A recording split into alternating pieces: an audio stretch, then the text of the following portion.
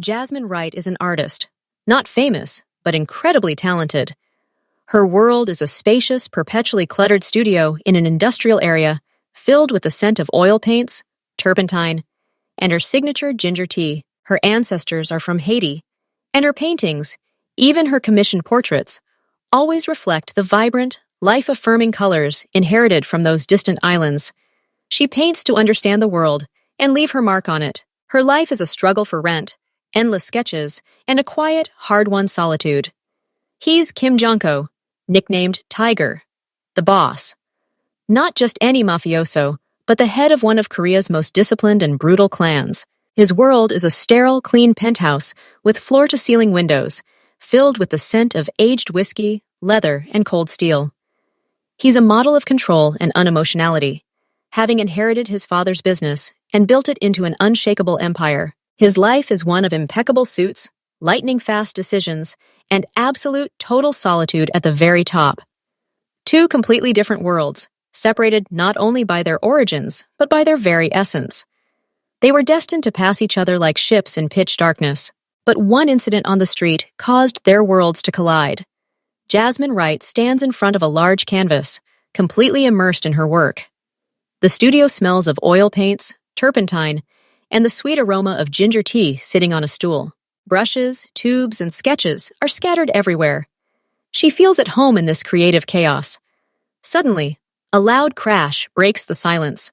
The back door to the workshop, which she rarely uses, swings open, slamming against the wall. A man appears in the doorway, barely able to stand. He's wearing an expensive, yet mint-colored dark suit. He holds his hand to his side, and a dark, damp stain spreads across his light shirt. His hair is disheveled, and his face is pale with tension, but what strikes Jasmine most are his eyes. They are the eyes of a predator, filled with cold menace, but in their depths she sees something else, a desperate, animalistic weariness. "Close the door, not a word." His voice is low and hoarse, but there's an iron will in it that brooks no argument. Jasmine freezes, clutching her hand in a sweaty palm. Her heart is pounding somewhere in her throat. Instinct screams at her to run, to scream, but her legs won't obey. The man takes a step forward, staggers, and his shoulder briefly brushes the doorframe. He's tall, fit, and even in this state, he exudes a dangerous strength. "I need shelter. Now." He looks at her directly, and that look seems to root her to the spot. His thoughts are jumbled. Who is he? Who is he running from? What does he want? She sees his hand tremble, and he clenches his teeth to hide his weakness. And in that moment, fear suddenly recedes, giving way to another, older instinct, to help. Footsteps. Quick, confident footsteps are heard outside, in the alley behind the workshop. There are several of them. The man's eyes meet hers. There's no plea in them, only a silent demand and that same weariness that touches her soul. Jasmine acts without thinking. She nods sharply toward the depths of the studio, behind a pile of canvases. "Hide there, quickly!" He glides silently in the indicated direction, disappearing into the shadows between the shelves and unfinished sculptures. Jasmine rushes to the door, slams it, and turns the key.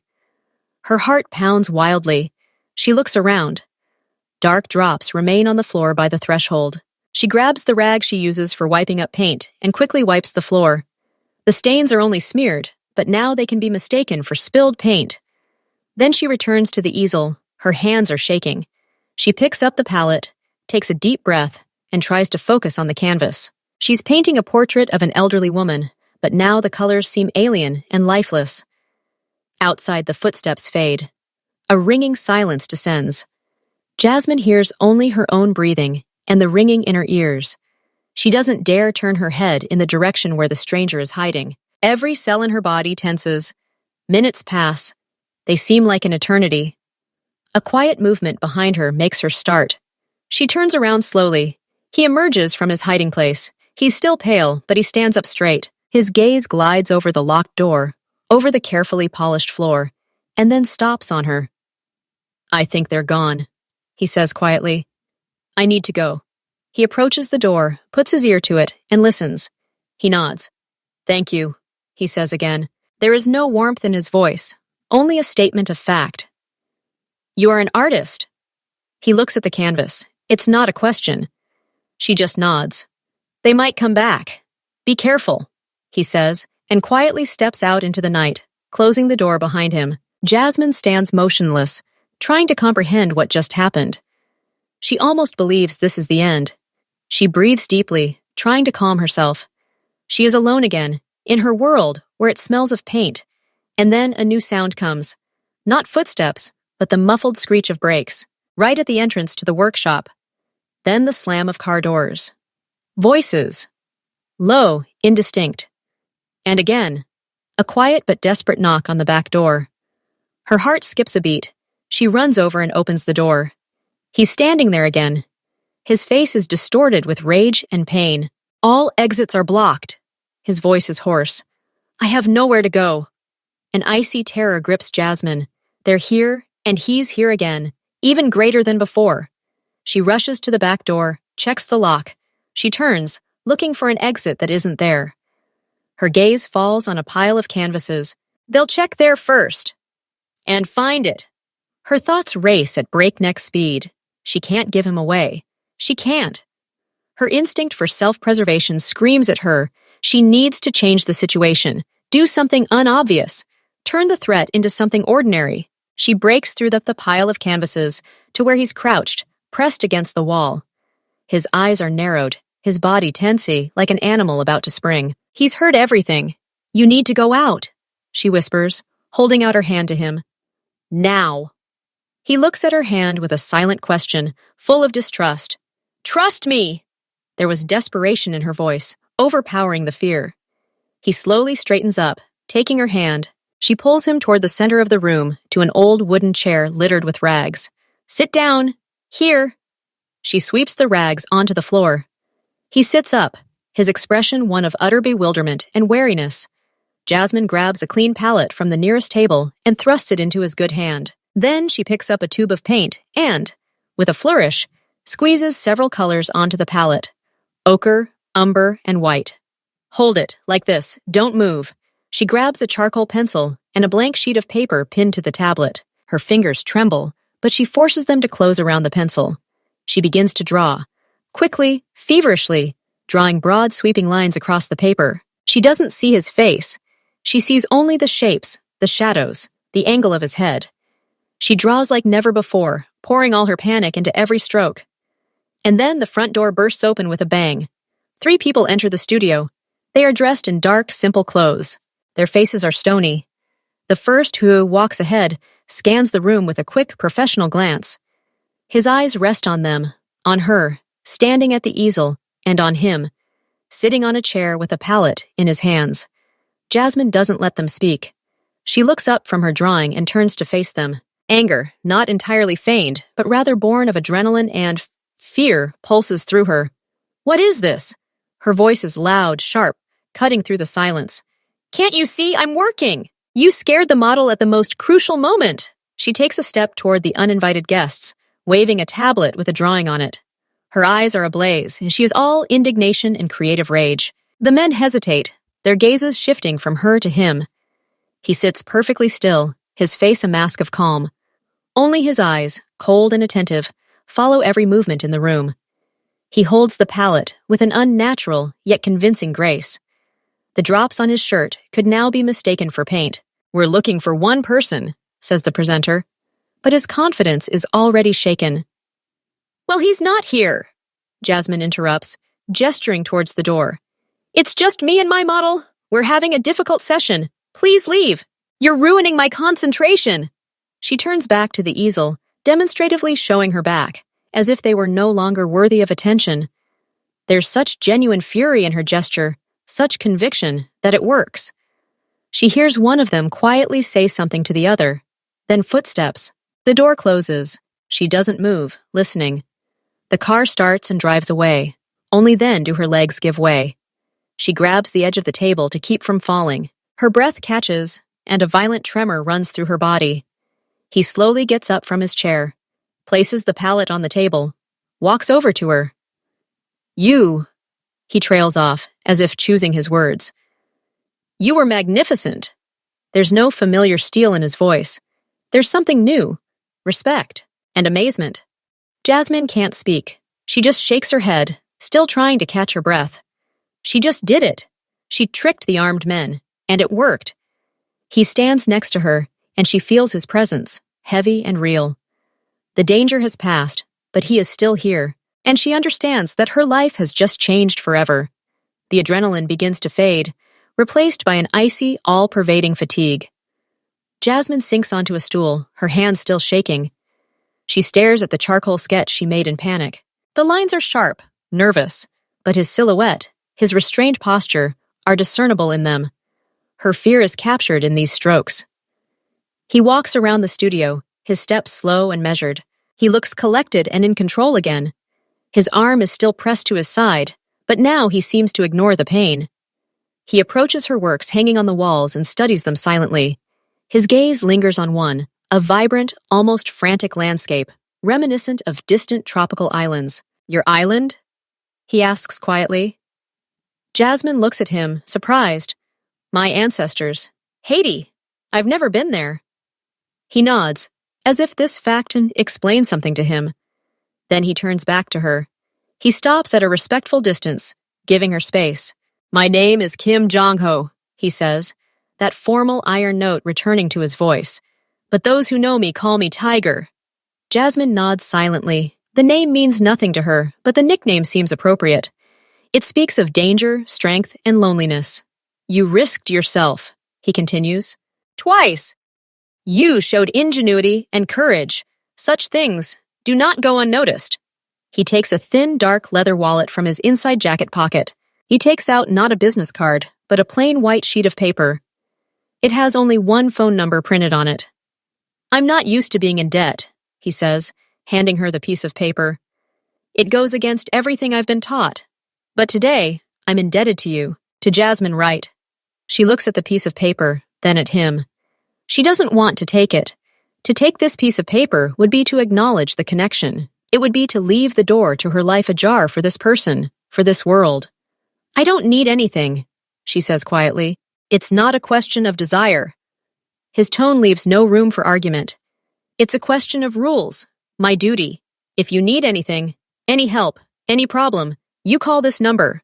Only me, no one else." His gaze is heavy, unwavering. She understands that refusal will be perceived as an insult, as a violation of some unwritten law by which he lives. Slowly, her fingers touch the paper. She takes it. The paper is cold and smooth. "I hope I never have to call," she says, looking straight at him. The corners of his lips twitch for a moment, as if hinting at a smile that never came. "I hope so too," he replies. "For your own good." He takes another look around the studio. His gaze glides over the paintings, the colors, her face, as if memorizing every detail. Then he nods, a brief, almost imperceptible nod. A farewell and a confession all at once. He turns and walks out the same back door. This time he closes it quietly, carefully. Jasmine sits alone in silence. In her hand, she clutches that very sheet of paper. It feels incredibly heavy. She looks at the door, then at her drawing. It depicts him, the tiger, frozen in a calm that was just a mask. She stands up, walks over to the easel, and slowly, very slowly, tears off a sheet of paper. She crumples it into a tight ball and holds it in her palm. Then she walks over to the trash can, raises her hand over it, and stops. She unclenches her fingers. The crumpled drawing lies in her palm. She can't throw it away, just as she can't throw away that white sheet of paper. She places both the drawing and the piece of paper with the number in an old tin box where she keeps her most prized possessions. She closes the lid with a dull thud. She hopes this is the end. She hopes she'll never see him again. But deep down, she already knows this meeting was only the beginning, and her quiet, paint-scented world will never be the same again. A week passed, 7 long days during which Jasmine tried to return to normal life. She cleaned the studio, tried to paint, brewed ginger tea. But she saw shadows everywhere. Every screech of brakes on the street made her flinch. She hid the tin box with the number and the drawing on it on the farthest shelf, trying to forget. But he didn't forget. He reappeared that evening, unannounced. Not through the back door, but through the front. His entrance was quiet, and therefore all the more impressive. He was dressed in an impeccable dark suit, his shirt showing no sign of the wound he was hiding. Two of his men stood beside him, equally silent and stony-faced. They remained at the entrance, forming a living barrier between her and the outside world. Django himself entered the workshop like a master surveying his new possessions. His gaze was clear, lucid, without a trace of the fatigue he'd felt back then. "Jasmine," he said her name, and it sent shivers down her spine. "What are you doing here?" Her voice sounded sharper than she intended. "You said this was the end." "Circumstances have changed," he replied, coming closer. He wasn't trying to be friendly, he was businesslike. "The people who were looking for me are now looking for you. They saw you throw me out. They're asking questions. You became a witness." Jasmine felt the floor shift beneath her feet. "I didn't see anything. I don't know anything." "They're not so sure. To them, you're a weak link, a vulnerability." He paused, letting her understand the weight of those words. "They'll come for you. If not today, then tomorrow. And this time, your palate won't stop them." "What should I do? Run?" Her voice took on a note of panic. "Running away is the first thing they expect, and the last thing I can allow." He stopped right in front of her. He smelled of expensive perfume and cold metal. "I have another proposal. It's not up for discussion." Jasmine looked at him silently, sensing something terrible was about to happen. "You will spend a month with me, in my residence, under my protection. Outwardly, it will look like my new passion, my new companion. This will explain your disappearance from the workshop and my interest in you. It will confuse them. They will not touch what they will assume belongs to me." Recoiled, stunned. "Are you asking me to pretend to be your lover?" The word hung in the air, crude and obscene. "I'm offering you a role that will save your life," he corrected her, his voice devoid of embarrassment. "It's a business necessity. In a month, this whole thing will blow over. They'll lose interest in you. After that, I'll disappear from your life, forever. You'll be generously compensated for the inconvenience." "What if I refuse?" she asked quietly, already knowing the answer. Jongho slowly glanced around her studio, her paintings, her colors, her world. "Then I can't guarantee your safety, or the safety of this place. You made your choice when you let me in. Now you have to live with the consequences." It wasn't an offer. It was an ultimatum, beautifully wrapped in words. She had no choice. Running would mean becoming a target. Staying would mean waiting for them to come for her. His offer was her only chance, albeit a terrifying one. I need to pack my things," she whispered, feeling the traitorous tears welling up in her eyes. "You have 15 minutes, he said, turning to the window. "Take only the essentials. Brushes, paints. You can paint with me." It was the last straw. Even in this monstrous situation, he thought of her art. It broke her resistance. She nodded, unable to utter a word, and went to her old suitcase, feeling the walls of her world crumble, replaced by the walls of a gilded cage. His residence turned out to be less a home and more a fortress, a high fence, cells, silent guards on every corner. Inside, spacious, minimalist rooms in cool gray and beige tones. Everything was spotlessly clean, expensive, and lifeless. There was no scent of paint or ginger. It smelled of money and melancholy. She was given a private suite with its own bathroom and a view of the enclosed courtyard garden. The room was beautiful, but alien. It was soulless. Their performance began that same evening. He led her into the dining room, where his men, those same stone-faced men, were setting food on the table. He touched her back as he led her to the table. His touch was light, yet commanding. She flinched, but didn't pull away. "Relax," he said quietly, and only she heard the words. They have to believe it. He served her food and poured water. His table manners were impeccable. He spoke to her calmly, asking questions about her work and her writing technique. She answered monosyllabically, unable to look up at him, feeling the heavy gazes of his subordinates on her. They watched their every movement, their every word, and she understood that any mistake would be noticed. That's how the first few days passed. She barely left her room, trying to paint, but the canvas remained blank. She was tormented by a sense of loss of freedom, the humiliation of this role. Everything changed on the fourth day. Late in the evening, unable to sleep, she went into the living room to pour some water. He was sitting in a large armchair by the picture window, looking out at the city lights. He was holding a book in his hand. He was without a jacket, and in the dim light, he seemed less dangerous, more, human. Hearing her, he turned his head. Can't sleep? I can't get used to it, she admitted honestly. He nodded. Aisun, looking at his glass of dark liquid. The silence here is oppressive. Sometimes I can't sleep myself. He put the book down. It was a book on art history. Would you like some tea? Yours, the ginger one. I told you to buy it. This simple gesture touched her more than all his threats. He remembered. She nodded. He stood up and headed for the kitchen without another word. She heard him turn on the kettle. He returned with 2 cups, handing one to her. They sat in silence, looking out at the city at night. It was the first moment devoid of falsehood. Have you drawn anything? He asked. No, I can't. Because I'm here? Because everything here is alien. Art needs its own territory, its own air. He thought for a moment. Tomorrow, your studio will be brought here. Partially. Easels, paints, your sketches. She looked at him, not believing her ears. Why are you doing this? Because your talent shouldn't suffer because of my problems, he answered simply. And because these walls lack life. Your paintings, they breathe. At that moment, she saw in him more than just the gangster nicknamed Tiger. She saw an intelligent, lonely man who valued beauty and silence, but was a prisoner of his own situation. The next day, as he'd promised, her easels, paint box, and sketchbook were brought into her room. The faint but unmistakable scent of her studio filled the sterile air. She picked up a brush and made the first stroke. It wasn't a portrait, not a landscape, just splashes of color. But it was a beginning. That evening, he came to her room again. He didn't enter, but simply stood in the doorway, watching her work. I won't disturb you, he said, and left. Their performance for their subordinates continued. They dined together, feigning interest in each other. But now their performance took on new, subtle nuances. A glance lingering a second longer, a question asked not for the record, but out of feigned curiosity. A silent understanding between 2 people trapped in the same trap, but for different reasons. She was still a prisoner.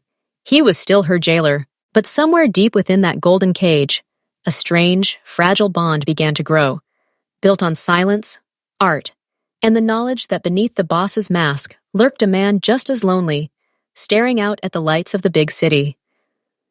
The month was drawing to a close, and Jasmine began to slowly pack. The thought of returning to her studio, to her old life, brought on a strange mixture of relief and anxiety. Relief, because this luxurious prison was weighing on her.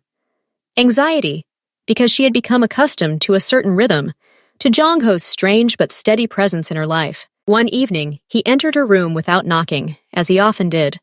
She was standing at her easel, finishing a small sketch, a view from her window of the inner garden. Your month is almost over, he said, stopping behind her. She didn't turn around, just nodded, drawing the final line. Yes, I've almost packed everything. I saw, he paused. Are you ready to go back there? To that void? Jasmine finally turned to him. This isn't emptiness. This is my life. You won't have the money to pay the rent there. You'll be back to scraping by with odd jobs.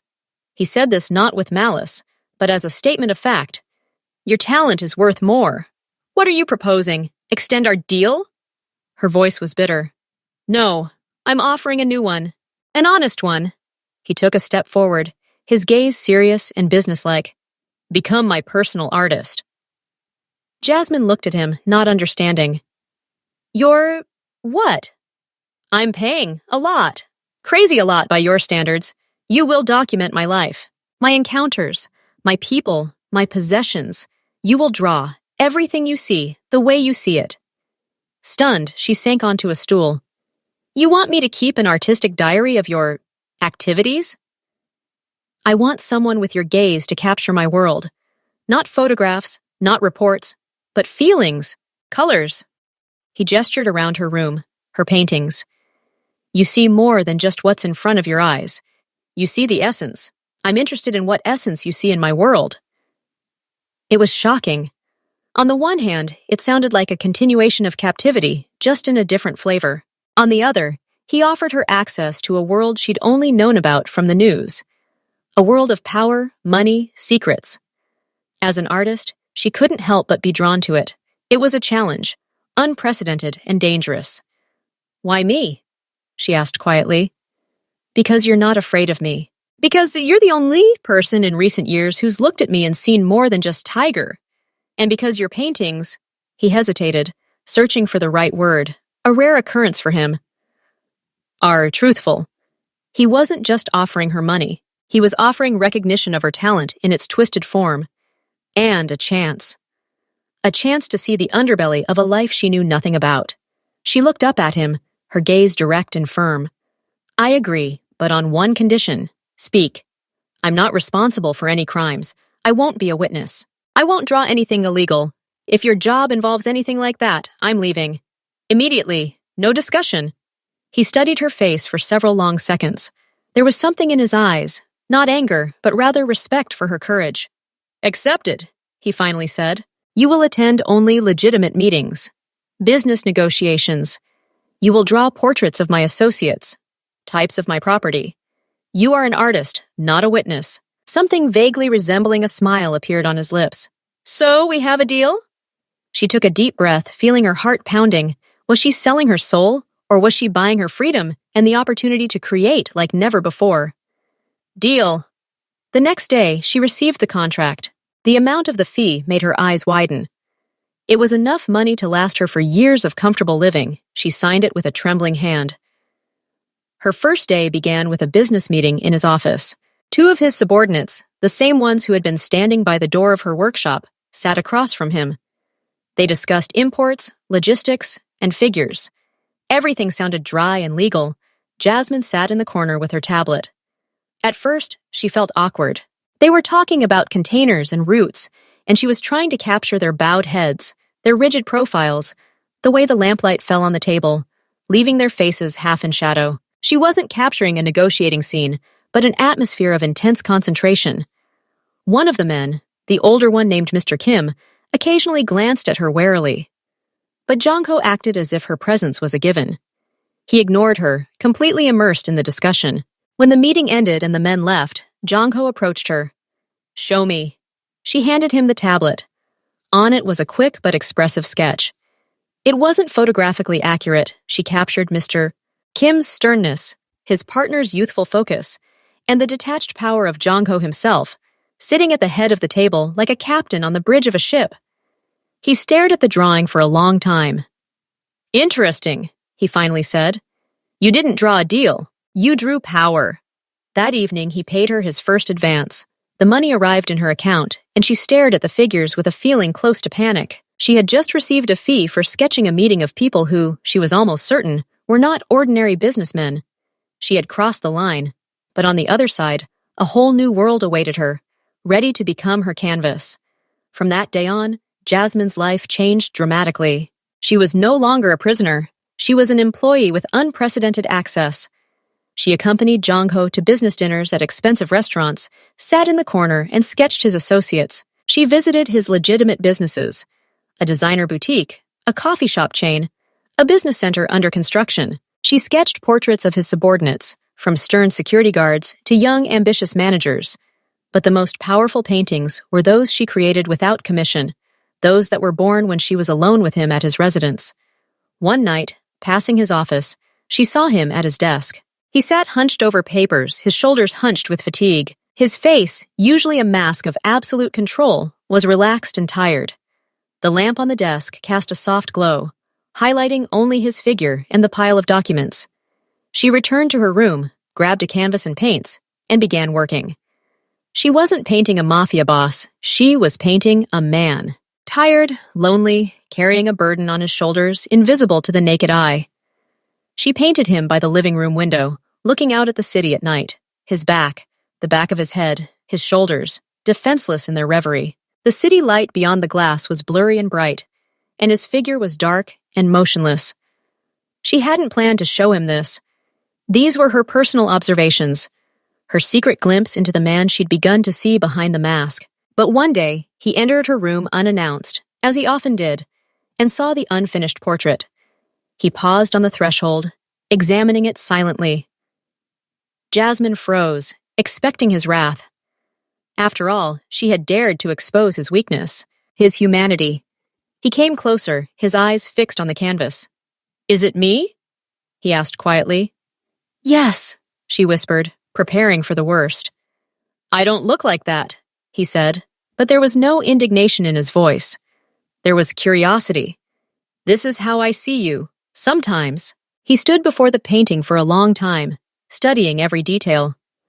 "No one has ever seen me like this," he finally said. "No one would dare." Then he turned and walked out of the room without saying another word.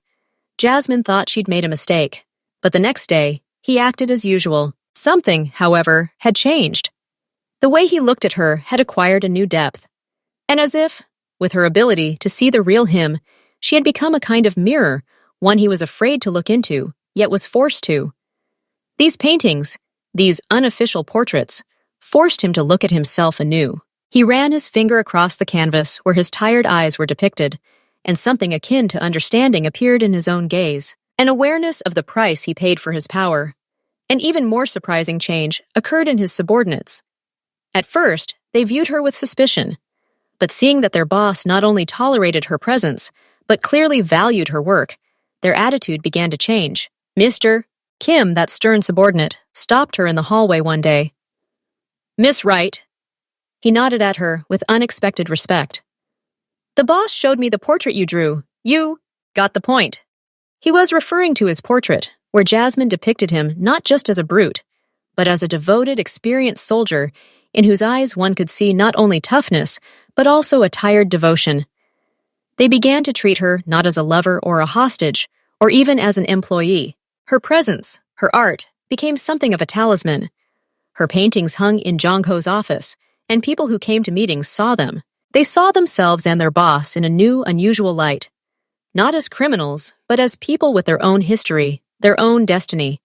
One day, a young manager she'd once sketched brought her a cup of that very ginger tea.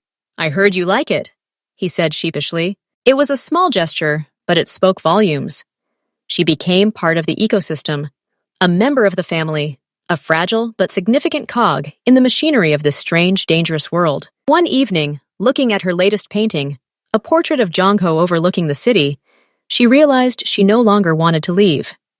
Her own studio, her old life, now seemed flat and insipid.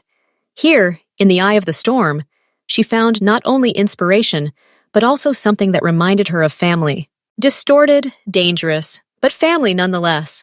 And he, Tiger, transformed from a threat into the most interesting person she had ever met. And her greatest enigma. Everything changed with the arrival of So-jin. She entered Jongho's office without knocking, like a hurricane, dressed in a perfectly tailored steel-colored suit. Her hair was pulled back into a tight bun, highlighting the ruthless geometry of her cheekbones. She was his business partner, the head of an influential clan with whom Jongho was building a fragile alliance. Their relationship was based on mutual benefit and a razor's edge. Seo-jin immediately noticed Jasmine. Her sharp gaze slid over her, sitting in the corner with her tablet, and Jasmine felt like a lab mouse. "Jongho, I didn't know you hired a chronicler," So-jin said, her voice sweet as honey and cold as ice. She sank into the chair across from him, not sparing Jasmine another glance. "Miss Wright is an artist," Jongho explained calmly. "She documents my work." "How sweet!" "So-so." Jin smiled, and there wasn't a drop of warmth in her smile. "Activity. I didn't know your business was so aesthetic." The meeting was tense. They discussed territorial division and financial flows.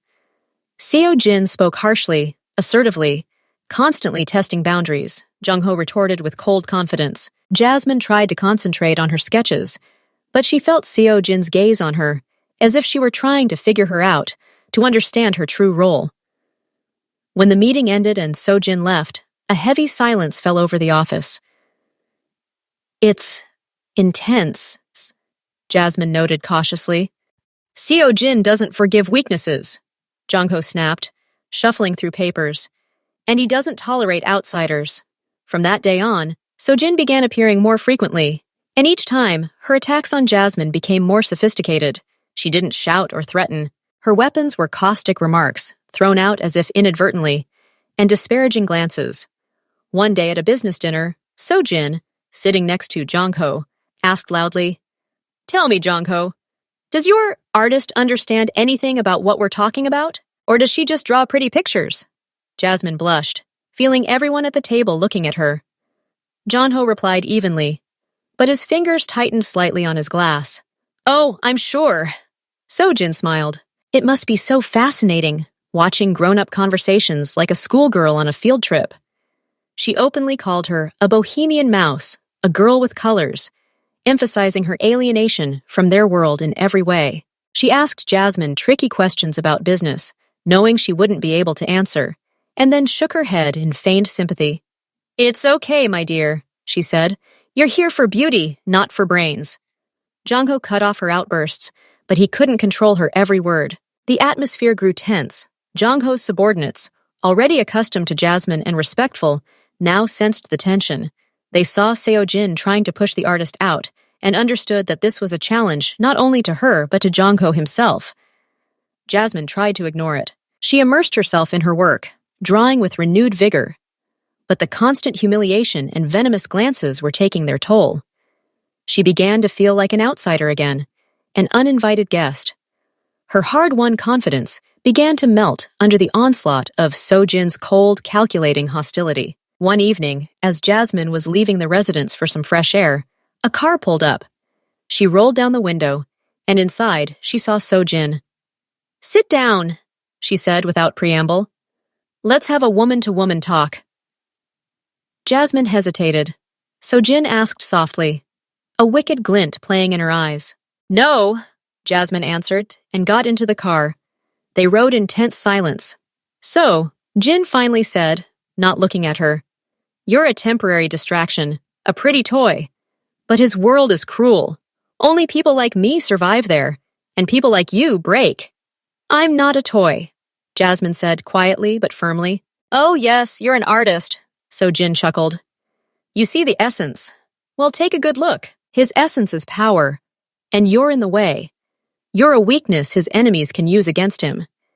And if you truly want what's best for him, you'll disappear, on your own. The car stopped at the park. Seo-jin turned to Jasmine, her face serious. Leave before it's too late, because next time there won't be any warning. She opened the door, signaling the end of the conversation. Jasmine stepped out, and the car sped away, leaving her alone in the gathering darkness, with an icy lump of fear in her chest. Seo-jin's words hung over Jasmine like the sword of Damocles. She tried to talk to Jongho, but he brushed her off. Seo-jin tries to push where he sees weakness. Don't pay attention, he said, but Jasmine read a slight worry in his eyes. A few days later, Seo-jin returned to the residence. She was unusually kind. She brought Jasmine some expensive tea and invited her to go to an art gallery downtown. I want to make it up to you, she said with a charming smile. I was rude. Let me make it right. Seeing this, Jongho nodded to Jasmine. Rest. It won't hurt you. Jasmine didn't trust Seo-jin, but she couldn't think of a good reason to refuse. And a secret hope that perhaps they could truly find common ground made her agree. Seo-si, Jin's car was luxurious and quiet. They drove along, making small talk. Seo. Jin asked her about art, seeming genuinely interested. Jasmine's tension began to ease. Perhaps she'd exaggerated? Oh, I forgot something in my office, Seo-jin said suddenly, turning into an unfamiliar alley. It won't be long. She stopped the car in front of an unremarkable building in an industrial area. Wait here, I'll be there in a minute. She stepped out, clicked the lock, and the car door closed. Jasmine was left alone. 5 minutes passed. 10. Everything was deserted and quiet. Anxiety began to creep up on her again. And then she saw them. 2 men emerged from around the corner of the building opposite. They walked straight toward the car. Their gait was quick, purposeful. There were no questions in their eyes. Jasmine instinctively reached for the door handle. Locked. She darted to the other side. Same. She was trapped. The men came closer. One of them rapped his knuckles on the glass. Come out! His voice was muffled, but brooked no argument. At that moment, Seo-jin emerged from the building. She stopped a few meters away, arms crossed over her chest, and watched with a cold, indifferent expression. She had orchestrated this whole thing. It was a trap. Jasmine recoiled from the door, pressing herself against the opposite window. Her heart was pounding. She saw one of the men take out some kind of tool, and then, with a screech of brakes, 2 black SUVs burst into the alley. The doors swung open, and Jong-ho's men leaped out like lightning. There were about 6 of them, and they moved with frightening coordination. A swift, brutal fight ensued. The 2 attackers didn't have time to realize what was happening. They were quickly subdued, overpowered, and bundled into one of the SUVs. The whole thing took less than a minute. Jong-ho himself opened Seo-jin's car door. His face was pale with suppressed rage. He didn't look at Seo-jin. His gaze was fixed on Jasmine. "Come out," he said quietly, his voice shaking with anger. She crawled out of the car, her legs wobbly. He grabbed her arm, not painfully, but firmly, and almost pushed her into his SUV. Only then did he turn to Seo-jin.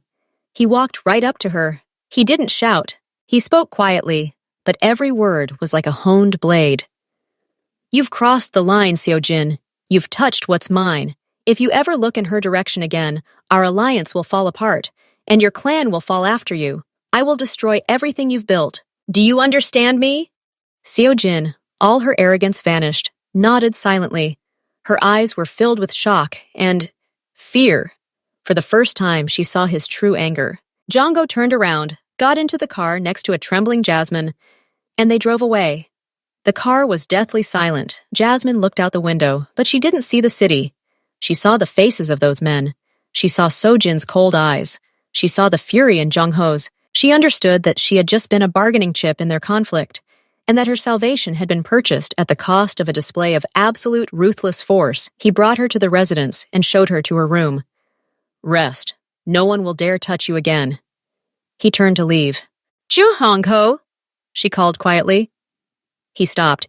You them." She couldn't pronounce the word. He turned around. His face was tired and stern. "I protected what was mine. Nothing else matters." And he walked out, leaving her alone with the horror of the price he was willing to pay. A price that those 2 in the alley had perhaps already paid. The next day, Jasmine tried to get back into her usual routine. She went to her room and approached her easel. On it stood an unfinished portrait of Jong-ho, the one where he looked out over the city. She picked up a brush and dipped it in paint, and her hand froze. Her fingers wouldn't obey. They trembled. She tried to make a stroke, but the brush slipped from her fingers and fell to the floor, leaving a blue blotch on the parquet.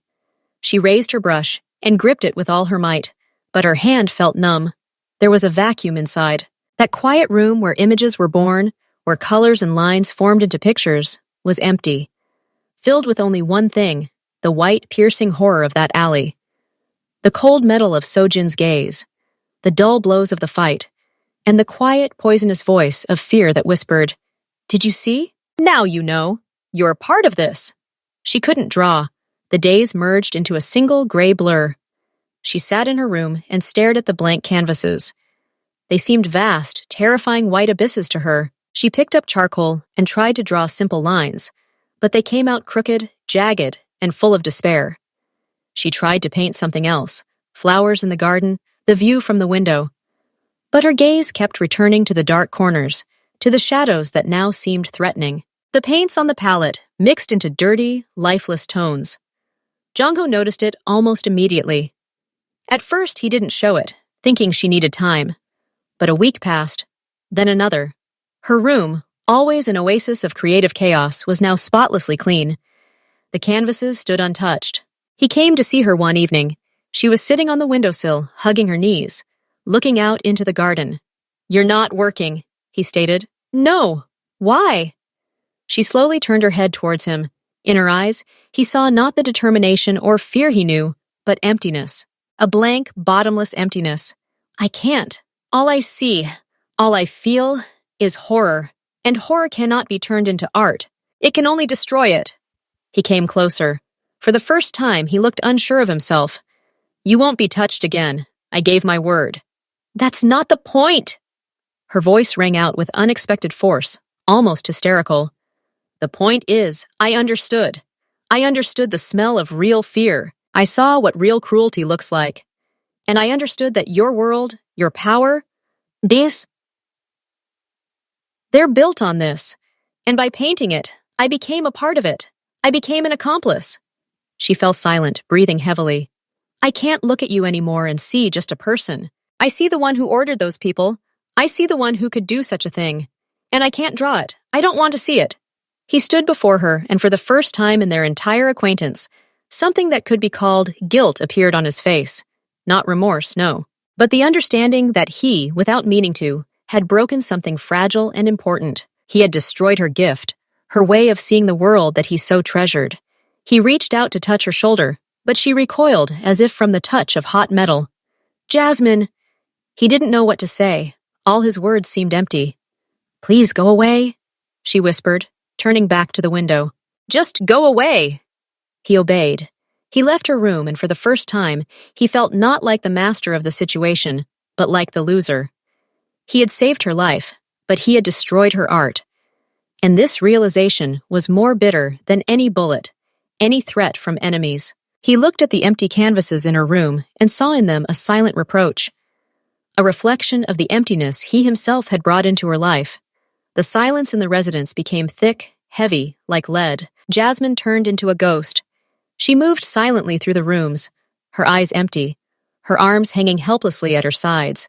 Jong-ho watched this disintegration, and something shifted inside him. He, who had always valued business and power above all else, suddenly realized that the loss of her art, her soul, was an unacceptable loss, worse than any failed contract. He saw her looking at the paints, not with love, but with disgust, as if they were something that reminded her of that alley, of its true essence. He tried to talk, offering everything that came to mind. A new, better studio, a trip anywhere in the world, the purchase of any paint collection. She only shook her head silently. It couldn't be bought. The problem wasn't the conditions, but himself, his world. And then he made a decision, the most irrational, the most insane of his career. He summoned So-jin to a final meeting. She arrived confident, with a cold, victorious smile. She thought he would soften, make concessions after that incident. Their clans were preparing to sign a multi-million-dollar contract that would strengthen their alliance for years to come. The meeting took place in the same office where Jasmine had once done her first sketches. Now her chair in the corner was empty. I'm glad you've come to your senses, Jong-ho, So-jin began, examining the documents. Our union will bring us both enormous benefits. Jong-ho sat across from him, his face impassive. Benefit is a relative concept, So-jin. Oh? She looked up at him in surprise. There are things that are more valuable than money, he continued calmly. More valuable than connections. More valuable than power. She slowly lowered the papers. And what is this? Calmness, talent. A person's right to see the world in colors, not in the black and white schemes of power. So-jin looked at him with growing distrust. Are you talking about that artist? I'm talking about Miss Wright, he corrected her, his voice taking on a steely edge. You took away her inspiration. You broke her. And now I'm giving it back to her. He picked up a thick folder containing a draft contract from his desk. Without looking, he tore it in half. The sound of tearing paper echoed in the quiet office like a gunshot. So-jin froze, her mouth hanging open. Are you crazy? These are millions. This is our future. My future self is now lying in her room, unable to lift a brush. His voice was quiet and terrifying. Our business relationship is over. From this moment on, our clans will no longer cooperate. You are my competitor, and I will treat you accordingly. Because of some bohemian mouse? So-jin hissed, jumping up, her face contorted with rage and disbelief. Because you touched what's mine, he corrected her. And remember, if the shadow of your presence falls on her doorstep again, I will crush you and your business into dust. That's not a threat, it's a promise. He turned to the window, signaling the end of the conversation. So?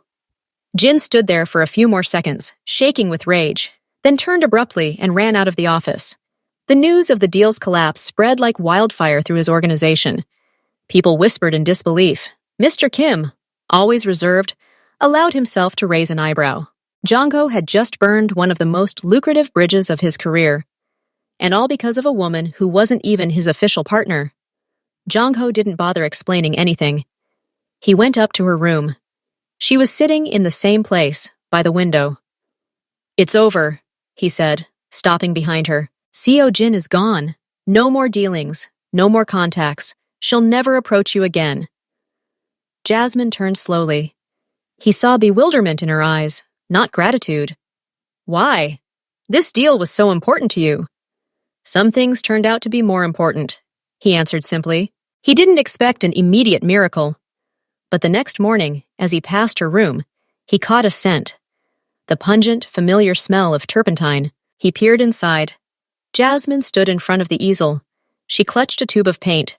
Her fingers were stained with blue ochre. She hadn't made a single stroke yet. She simply stared at the white canvas, and then at her hands. At the paint, which was just paint again, not a symbol of horror. She cried. Quiet, stingy tears rolled down her cheeks and fell to the floor. But these weren't tears of despair. These were the tears of someone learning to breathe again. Jungho quietly closed the door. He didn't disturb her. His sacrifice, his crazy, irrational act, was beginning to bear fruit. And for him, a man who always took pragmatic steps, this was a strange and new sensation. He had done the right thing.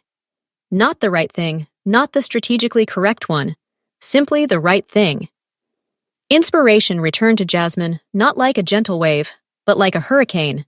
The silence that had been within her was now filled not with emptiness, but with a hum of energy. She worked day and night, rarely leaving her room, refusing food, forgetting about sleep. But her paintings had changed. Gone was the soft, almost tender insight with which she had previously painted his portraits.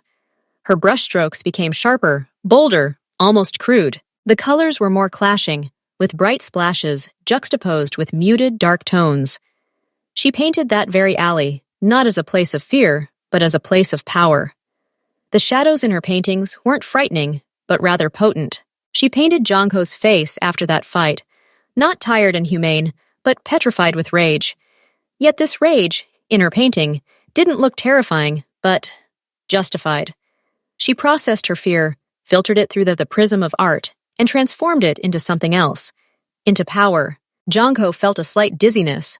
She was showing him himself, but who he was in moments of extreme tension.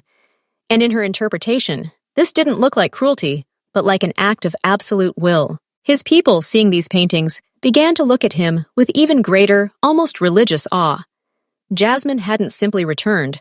She had returned renewed, stronger, and her strength involuntarily strengthened his authority. One day, she came to him with a request. I want to exhibit. He looked at her in surprise. Exhibit? Where? In the city. In an ordinary gallery, not in your world, in mine. He hesitated. It was risky. Bringing her, his personal artist, his talisman, out in public? But he saw the fire in her eyes, the same fire he had restored to her at the cost of millions. Okay, he agreed. But with security. She didn't argue. The gallery was small but respected. The owner, an elderly man with sparkling eyes, was delighted with her work. He said it had a raw, unbridled power. She selected several paintings for the exhibition, those new, bold works, as well as one she had painted earlier. A large canvas she called Tiger's Shadow. In this painting, Jongho was depicted, with his back to the viewer, against a backdrop of a city map dotted with lines resembling blood vessels. The painting itself was dark and muted, but in the corner, where his shadow fell on the map, a subtle but poisonous green tint appeared. Jasmine was simply a play of light and metaphor. She wanted to convey the duality of his nature, the apparent calm and the hidden, wild energy. The exhibition was a success. Critics praised her bold technique, and buyers were interested in her works. Everything was going well, until they came to the exhibition. Representatives of the Park clan, Jongho's main rivals, visited the incognito gallery, and when they saw the painting Tiger's Shadow, they froze. For them, that green shadow on the city map wasn't a metaphor. They saw it as a direct insult. Green was their color, and the shadow, falling precisely on those areas that were the bone of contention between their clans, they perceived as an open threat, a hint that Jongho intended to devour, to shadow their territory. The next day, Jongho was summoned by his men. Mr. Kim's face was grim. Boss, the Park clan, they're furious. They believe we publicly insulted them with this artist's painting. They demand the painting be removed from the exhibition and a public apology. They view this as a declaration of conflict. Jono, sitting in his chair, looked at one of Jasmine's new paintings hanging in his office. It depicted himself looking out the window, and behind his reflection in the glass, the outline of a large predator was visible. "What?" he asked, confused. Mr. Kim explained about the green shadow and the offensive symbolism. Jong-ho wanted to laugh. It was ridiculous. But then he understood. In his world, everything had a double meaning. Every word, every gesture, every color was interpreted like a chess move. They tried to squeeze Jasmine's art, so direct and sincere, into their own shabby framework of intrigue and innuendo. He stood up and walked over to Jasmine. She was standing in front of the easel, covered in paint, alive and radiant. "My exhibition is a success," she told him joyfully. "Yes," he replied. "It was such a success that the Pak clan announced a game for us." He explained the situation to her. Her face fell in amazement. "But that's absurd. It's just a color. It's just a shadow." "There's no just in my world, Jasmine. Everything is a weapon, even your art, especially now that it's become so powerful." "What are we going to do?" she asked, fear flashing in her eyes again, but this time it wasn't paralyzing, but something worse. Jong-ho looked at her new unfinished painting. It depicted the two from the alley, not as victims, but as dark, almost abstract silhouettes, clashing with the equally dark but more defined figures of Jong-ho's men. The painting radiated conflict, confrontation, but not fear. "Nothing," he said. "We won't do anything. The painting will remain on display. But the conflict, let them do what they want," he shrugged. "If they want to see a challenge in your painting, let them see it. If they want to become enemies over art, well, that will be the strangest thing in my life." He left, leaving her lost in thought. She looked at her painting. Before, her art had been an escape from reality, then a documentation of it. Now it had become her reality. It could hurt. It could provoke. It could start something like this. She approached the canvas and boldly swept it with a broad brush, painting a new, even more vibrant and aggressive stroke. If her art had become a weapon, well, she would learn to use it. And her first shot was a refusal to remove the painting. Her silent defiance. The game had begun, and for the first time, she felt not a victim, not an observer, but an active participant. And this feeling was both terrifying and intoxicating. It happened as she was returning from the gallery. The security car was forced to brake sharply due to a supposed accident ahead. The next moment, the doors burst open and she was yanked from the car. Someone threw a bag over her head and gagged her. The struggle was brief and futile. When the bag was removed, she found herself in a small, windowless concrete room. A single light bulb burned in the ceiling. The door was metal, with no handle on the inside. It smelled damp and moldy. Panic gripped her, wild and animalistic. Her heart pounded, her breath caught in her throat. But strangely, this horror was familiar. It was the same horror from the alley, and just like then, her mind, conditioned by years of observation and analysis, began searching for a foothold, screaming, no use, crying. That's what they were waiting for. They were waiting for her to break, to become a victim. In the pocket of her light coat, she felt something she'd always carried with her since childhood. A piece of charcoal for sketching. Old, worn, familiar. Two people entered the room. The same ones from the alley? She didn't remember. Their faces were strange, but their expressions were familiar. Cold, indifferent. "Just sit quietly and you'll be fine," one of them, the older one, said. They walked out, latching the door. Jasmine was left alone. The trembling in her hands gradually subsided. She clutched the coal in her fingers, and then her gaze fell on the wall. Rough, unplastered concrete. A perfect surface. She didn't think about salvation. She didn't think about what would happen next. She thought only about not going crazy, and the only cure for madness was art. She walked up to the wall and drew the first line. Uneven, trembling. Then another. She began to draw what she saw. The face of the man who had just spoken to her. She recalled every detail. The scar above the eyebrow, the shape of the cheekbones, the particular line of the lips. She worked quickly, furiously, pouring all her rage and fear into the drawing. When the door opened again, and they entered, they froze on the threshold. They saw themselves, their portraits, painted with terrifying precision on the wall of her cell. She stood next to them, covered in black dust.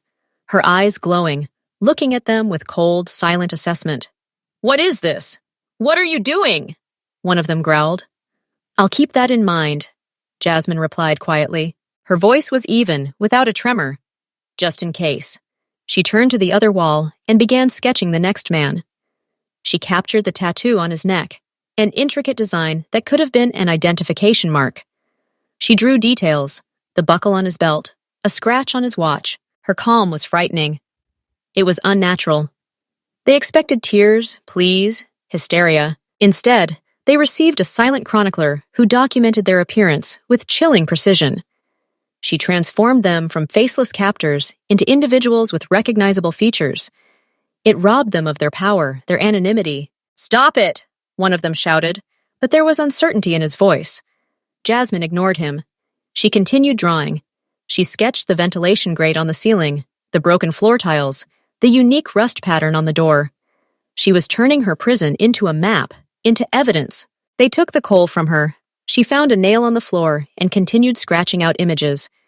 Her cold, methodical clarity frightened them far more than any screams. They feared not her, but what she knew about them, and what she left behind. Jongho was furious, so consuming that everything around him seemed to turn red.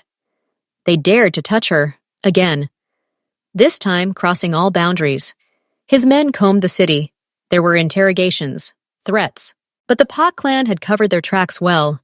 2 days passed, no leads. Jongho sat in his office, clutching the very lump of coal he'd found in the pocket of her discarded coat. He felt helpless. For the first time in years, he wasn't in control of the situation. And then Mr. Kim called him. His voice sounded strangely agitated. "Boss, we found something. In an old abandoned warehouse at the port. The caretaker Question said he saw someone being brought in, but that's not the main thing. We found drawings." "Drawings?" Jongho didn't understand. "On the walls. In the basement. Portraits. Details. It's her, the boss. It's her work." They burst into the basement an hour later. The first thing Jongho saw were portraits on the wall. 2 men, with scars and tattoos. He recognized them. They were Park's men, mid-level ones. The drawings were done with such stunning precision that there was no doubt. But that wasn't all. Next to it, she drew a ventilation grill and an arrow indicating the direction the wind was blowing. She drew the view from the crack under the door, a piece of rusty pipe, and part of the brick wall of another building. She scratched a floor plan of the room with notes. She left them a map. Not in ink, but in charcoal and a nail. Her artist's memory and observation proved more accurate than any GPS tracker. He rushed to the metal door at the end of the basement. His men broke it down in seconds. She lay on the floor in the corner, her back pressed against the wall. She was pale, smeared with soot and dust, but alive. When the light from the hallway fell on her, she slowly raised her head. There was no fear in her eyes. There was only a deep, bottomless weariness. When she saw him, she didn't rush toward him. She simply slowly opened her fingers. In her hand lay a crumpled, dirty scrap of paper, a label from some box that had been lying in the corner. On the back was a sketch, his face, drawn in this dark from memory. The lines were nervous, broken, but they contained his essence, determination, strength, the very thing she had once feared, but now, apparently, had become her only point of support. Jongho approached, knelt before her, and silently picked her up. She didn't resist, simply resting her head on his shoulder, clutching the very same drawing. He carried her out of the basement, out of the darkness, into the light. His men surrounded them, but he saw no one but her. He saved her. But this time, she saved herself by giving him the tool to save her. They owed each other a debt, and that debt was stronger than any contract. She hadn't painted for a month. This time, it wasn't emptiness, but a deep, heavy wound that was slowly healing. She lived in his residence, but now it was her home. His people looked to her not as a talisman, but as an equal, as someone who had endured a trial and not broken. Jongho didn't press her. He waited silently. He saw how she occasionally picked up a brush, looked at it, and then silently put it back. He saw the unhealed trauma in her eyes. But he also saw strength. One morning he walked into her room. "Get dressed. I want to show you something." He drove her through the city. They stopped in front of an old but sturdy building in a quiet neighborhood. It was a former factory. He led her inside. The space was enormous.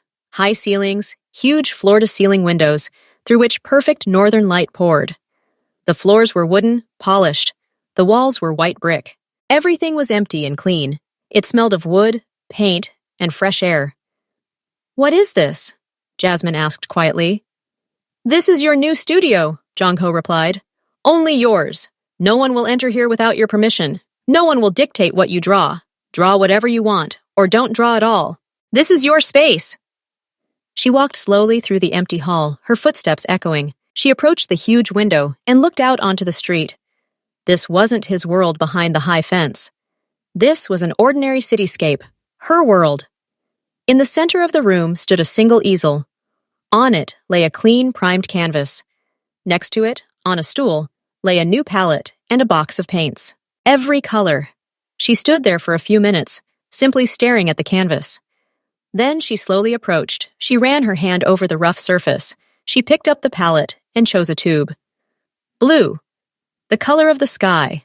The color of freedom. The color of his eyes the moment he carried her out of the basement. She squeezed paint onto the palette. She picked up a brush. She made the first stroke on the canvas. Broad, bold, full of confidence. This was more than just color. This was the beginning of a new painting, a new life. She understood that her world would never be the same. It bore the scars of alleys and basements, but there was also room for color, and for him, for the man who had burned bridges for her art and who had learned to wait. She turned around. He was standing at the entrance, in the light pouring in from the window, watching her. He wasn't smiling. But in his eyes was what she'd seen in that crumpled drawing from the basement, determination, and something else, something that didn't need words. She turned to the canvas and applied another brush stroke. Their shared story wasn't over. It was only just beginning. And now she had her own territory, her own palette, and her own choices.